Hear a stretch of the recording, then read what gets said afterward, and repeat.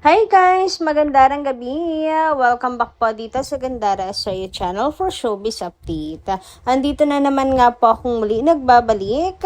Ang nagmamaganda ninyo kachismosang Kim Pao, wala na nga pong iba. Ang lokaret na si Gandara Asoya upang maghatid sa inyo ng latest update and fresh happenings patungkol kina Kim Chiu and Paolo Avellino.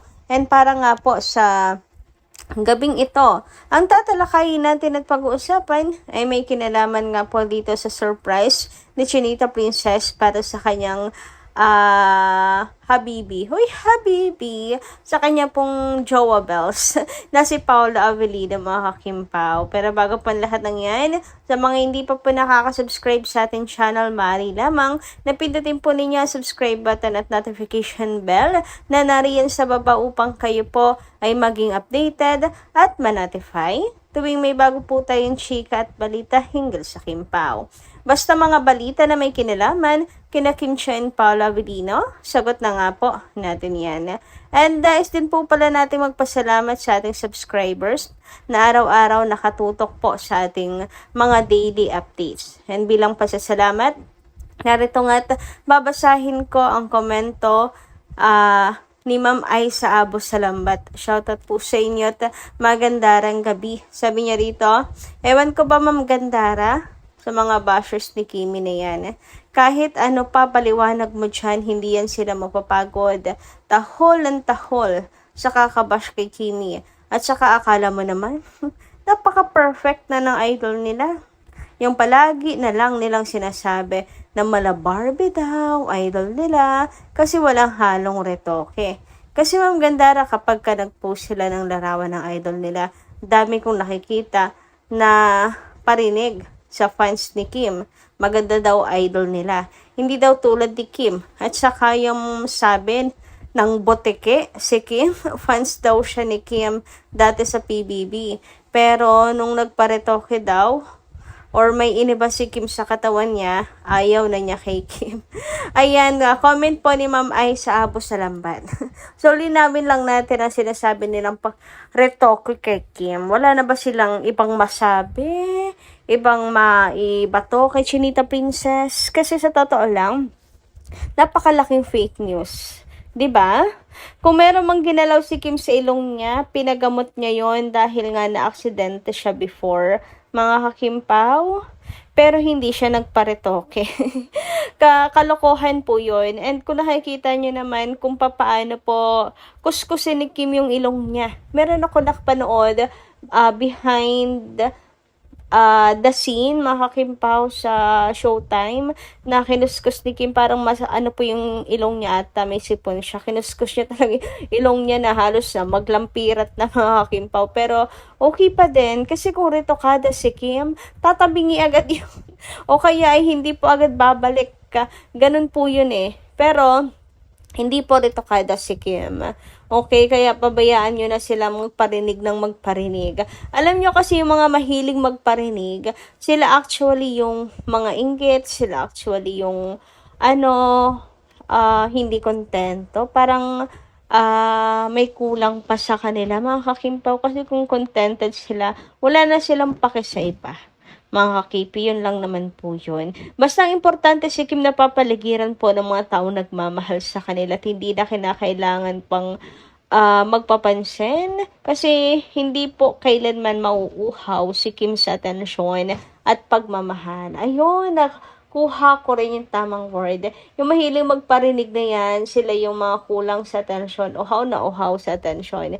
Si Kim hindi po uhaw po sa atensyon yan sapagkat napakaraming fans talaga na nagmamahal sa kanya. Ang daming nakapaligid po sa kanya na sobrang mahal siya. Anyway, dumako naman po tayo, mga kakimpaw, dito sa mga nasagap nating balita ngayong gabing ito. At unahin na nating pag-usapan ang tungkol nga po dito sa standard nila Kim and Paolo. Sa true lang, sabi dito, Kim Pao raised my standards when it comes to love teams. They're sweet but not cringe. They give their best in every performance. both so professional and hardworking, so authentic and real, and they don't fool their fans for the sake of fan service. Nako, check na check po yan mga kakimpaw. Kasi nga kung fan service lang din naman po ang pag-uusapan, napakadaling gawin yan mga kakipi. Mag-post ka lang ng sweet-sweetan, okay na yon. Pero hindi ganon si Kim and Paolo. Hindi po sila nanloloko ng kanilang mga fans. Sa katunayan nga po niyan, nagkakandahirap pa nga ang mga fans para lang po magkaroon ng update kina Kim and Paolo. Nagsosoko pa yung iba, mga kakimpaw. 'Di ba? Kaya kung promo lang din ang habol nila Kim and Paolo sa mga fans, ang daming paraan para kanila pong paikutin ang mga fans sa kanila pong mga palad. Pero hindi nila yon ginagawa. Mga fans pa po ang naghahanap ng fan service. Sa halip na fan service, fans na ang bahala. Nangyayari mga kakimpaw for the Soko. And saka, talagang iba ang Kimpaw. Sabi nga dito ay Kimpaw raised my standard when it comes to love teams. Kasi talagang sina Kim and Paolo, iba yung chemistry nilang dalawa. Hindi nila kinakailangan pong magtawag dun. Pilitin ang kanilang mga sarili para lamang po pakiligin ang mga fans. Kusa po yun, mga kakimpaw na nararamdaman. Sabi nga dito, exactly. The Kimpaw couple, are in a relationship but no PDA because they know when to show their sweetness to people. Not like others. You think they are so clingy with their partner just because the whole world knows they're real couple. They're couple. So they overdo the sweetness to pull people in. And so, they can say they're sweet anyway. Pero yung mga ganyan na sweet-sweetan lalo sa social media, sila pala yung napaka-toxic ng relasyon, mga kakimpaw. Kaya mas gugustuhin ko na lang din po ang kagaya nila Kim and Paolo na they are real in a relationship pero hindi sila PDA. Sabi nga, kung ano yung nakikita ng iyong mga mata, taliwas yun sa nangyayari sa tunay na buhay. 'Di ba? Kaya yung mga sweet-sweetan dyan na iba, ayan, pang fan service na lang talaga. Pero ang totoo, napaka-toxic naman talaga ng kanilang relasyon. O di ba't kapag nag-break, grabing mga paninira sa bawat kampo, mga kakimpaw. Di ba? Sila Kim and Paolo, they are not PDA, mga kakipi. They know then their boundaries, kahit po sila public figure, and they know, rin kasi nila, conservative, na siyang mas lalong nagustuhan ng mga seniors sa kanilang dalawa. Anyway, dumako naman nga po dito sa pa-surprise di umano ni Chinita Princess kay Paula Avellino. And alam nyo ba, may mga nagko-comment na meron daw mga kasabwat pa si Kim na kaibigan daw nilang dalawa ni Paolo. Sino kayo mga yun? Teammates? Same circle of friends, mga kakimpaw eh. Ngayon pa lang, pinag-uusapan na may inihahandang birthday surprise si Kim Chiu para kay Paula Avellino na magdiriwang ng kanyang kaarawan sa May 13. Bagamat wala pang kumpirmasyon mula sa kanilang kampo, mabilis na kumalat ang balitang ito online. Ayon sa mga fans at online post, may mga pahiwatig umano sa simpleng selebrasyon na posibleng inihanda ni Kim para kay Paolo. Mas lalo itong pinagtutuunan ng pansin dahil sa naging mga ganap nila kamakailan. Dagdag pa ng ilang netizens, tila intimate celebration lang ang posibleng mangyari, kasama ang piling kaibigan at ilang taong malapit sa kanila sa industriya. Wala pang malinaw na detalye kung saan o paano ito isasagawa, pero ang petsyang May 13 ay naging trending na usapan na sa fandom.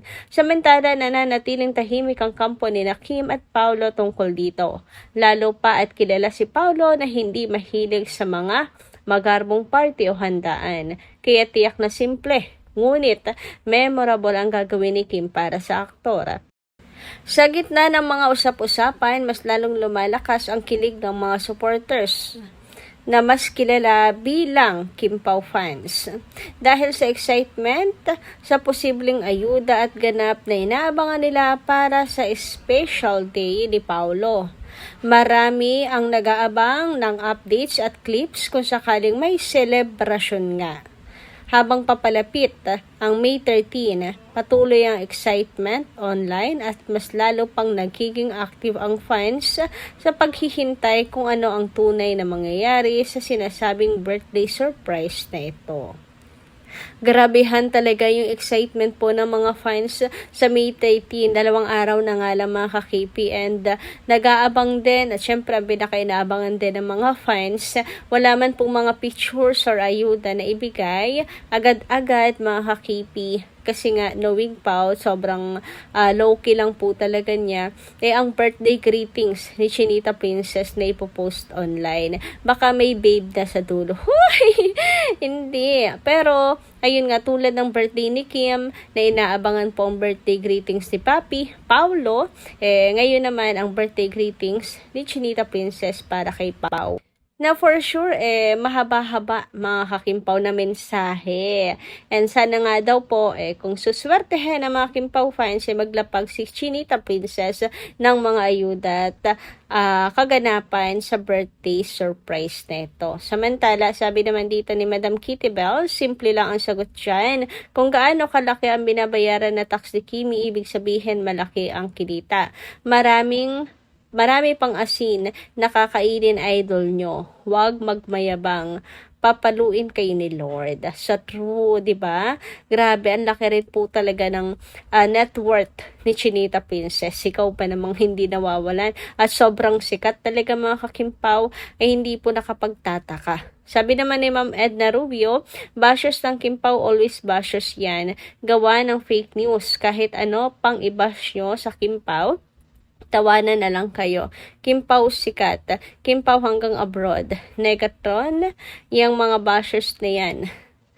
Ayan, old na yan. Wala naman ang management nagsabi. Basher lang yan, gumagawa ng issue. Huwag maniwala. Ang tour ng ABS-CBN, malaki ang ambag. Kimpaw, ABS-CBN. So, ayan na nga. Ano kayo tinutukoy ni Madam Edna Rubio dito? Baka tungkol po sa naging world tour nila Kim and Paolo. Ano po, basta malaki ang ambag ni Chinita Princess para sa kanilang network, mga kakimpaw. Na alam naman po natin na talagang ang laki po ng binagsak ng ABS-CBN nang mawala po ang kanilang franchise. And isa po sa bumubuhay sa kanila ngayon, bukod kay Vice Ganda, syempre, ang Kimpaw. Kasi sila po talaga yung napaka-in-demand ngayon. Anyway, hanggang dito lang po muna ang ating update. Maraming salamat guys sa inyong pakikinigan. Kita-kits po muli sa mga susunod nating ayuda. Maraming salamat at ingat po palagi.